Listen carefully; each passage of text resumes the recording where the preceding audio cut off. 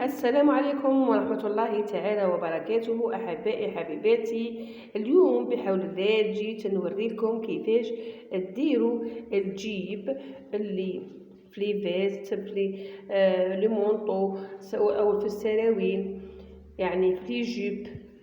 المهم طريقة كيفاش ديريه وكيف، يعني هو أنواع، هذا نوع من أنواع تاع يعني الجيوب. بإذن الله راح نشرح لكم الطريقة بطريقة مبسطة وسهلة تفهمها جميع الأخوات.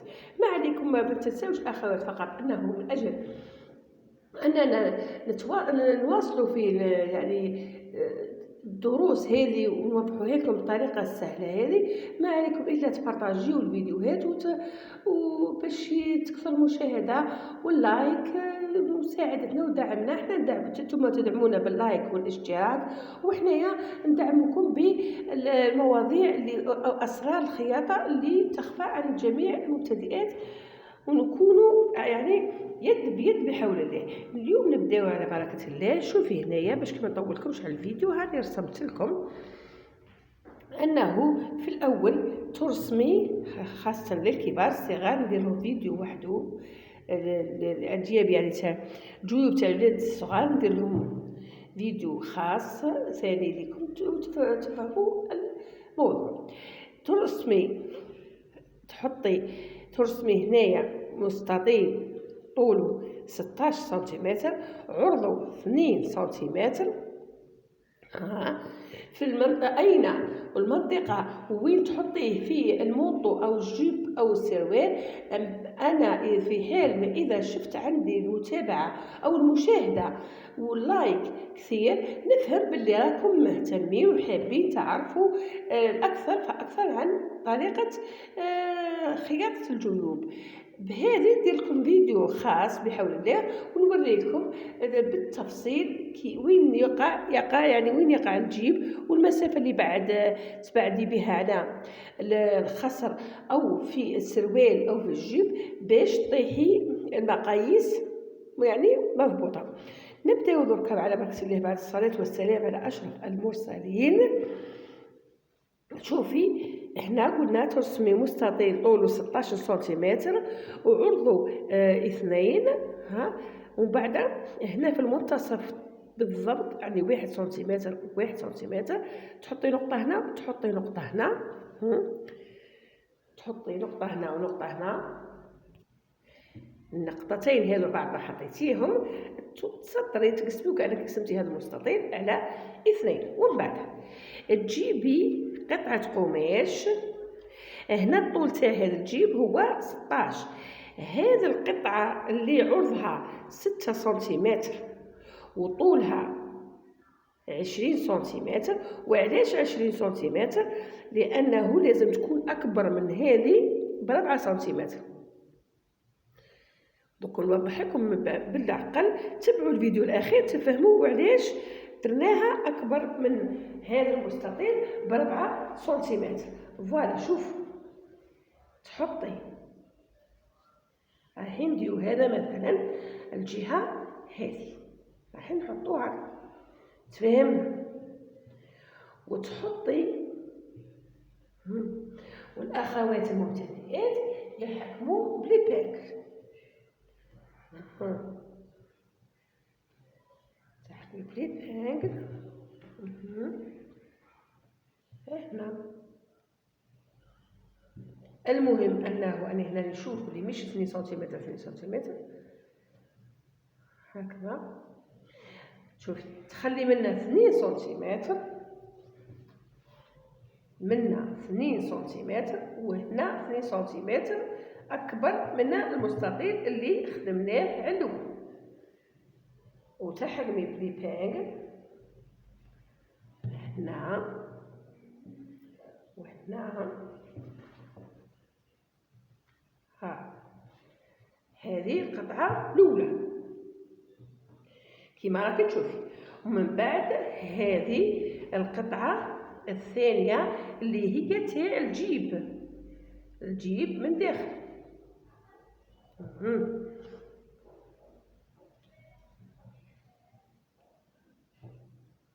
وتحاولي على الأقل 3 دقايق في القطعة اللي تحتها فقط. ها نوريكم بالتفصيل باش ما تروحلكمش حتى معلومة. فوالا تحطيها هاك كيما راكي تشوفي مع الحاشية تاع الوسط بالضبط، تحطيها كيما راكي تشوفي فيها هاكي هنا، وتقومي السيالة وتحطي السيال هكذا باش تعرفي باللي هنا تحبسي، هنا تحبسي، تخيطي وهنا تتوقفي. خلاص هذه القطعة الأولى. والقطعة الثانية أيضا هذه حطيناها هكذا تشوفي هنا، حطينا في الوسط، هذه كذلك نوصلوها ليها بالضبط كيما راك تشوفي، ونحطو هكذا يعني منين نبداو نخيطو تحطي بالسيال، مش مهم لانه كل شيء رايح يدخل الداخل.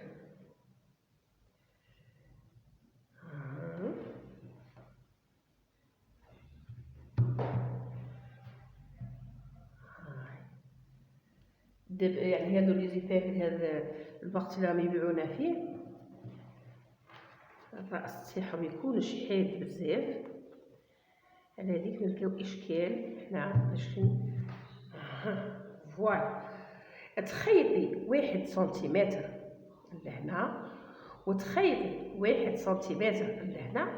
انا دوك نخيط ونرجع للاخوات. فوالا دوكا بعد ما خيطنا منا 16 سنتيمتر، طبقي هذا القماش كيما راكي تشوفي هكذا، طبقيه باش تقدري تقطعي غير شويه يعني ديري الشق هنايا تقدري من خلاله تدخلي. انا لو كان عندي مقص الابيض والله ما على بالي نديرو للولاد من الصباح وانا نحوس.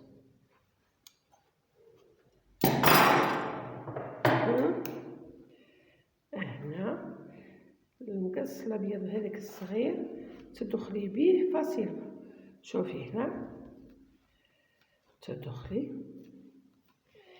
توصلي لهذا المثلث اللي رسمناه في الاول، هذا المثلث اللي رسمناه في الاول شوفي وانتيا تدوري حتى للقرنية، شوفي تقطعي حتى ومن بعد تزيدي منه. هذاك المثلث مش شرط يكون صغير ولا حتى يكون كبير ما عليه، وعلاش؟ لانك رايحه تدخلي به فقط. نقطع ونرجع. بعد ما قطعنا نشوفوا المثلثات، مش مهم تحبي حتى المثلث تبتديه من هنا بس المهم توصلي الكوان هذا والكوان هذا، وهنا ثاني المثلث المهم يوصل عند رأس المستطيل منا ورأس المستطيل منا، ومن بعد تولي تدخليهم، تدخلي هذا القماش هكذا وتدخلي هذا القماش ثاني هكذا. شفتي 2 سنتيمتر اللي زدناهم دخليهم كذلك، وهذا 2 سنتيمتر دخليهم. شوفي راه بدا يوضح، تجيب معانا بدا يوضح، شوفوا هنا راهو بدا يوضح الجيب. دوك التكميله تاعو من داخل باش يتسقل مليح. هاكي تشوفي في هذا المثلث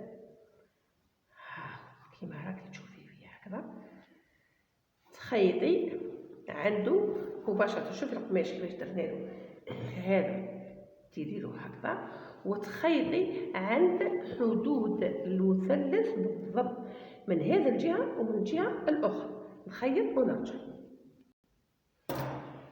فوالا شوفوا هنايا كيفاش قطعنا، كيفاش عقبنا الخياطة على المثلث وهذا 2 سنتيمتر اللي زدناهم، وهذا القماش. ومن بعد عقبنا على الجيب كامل فوالا حتى نروحنا للمثلث اللي في الجهة الأخرى. ها كما راكم تشوفوا فيه هنايا كل شيء راح يبقى داخل.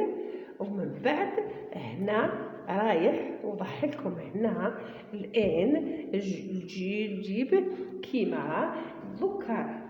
باش تجي الخياطة أجمل وأجمل لازم تعقبي عليها من هنا هكذا حتى لهنا. بصح انا بويسك راني نخيط بالخيط الابيض مش راح نعقب عليه، راح نوريه لكم كي خيطوا في قطعه اخرى. ها كيفاش تعقبي عليه. شوفي هنايا هاكا تشوفي من نفس تعقبي من هنا كي تحديه رايح يعني اي كرمشه اي حاجه تاع الخياطه تذهب مع الحديد كي تحديه باذن الله.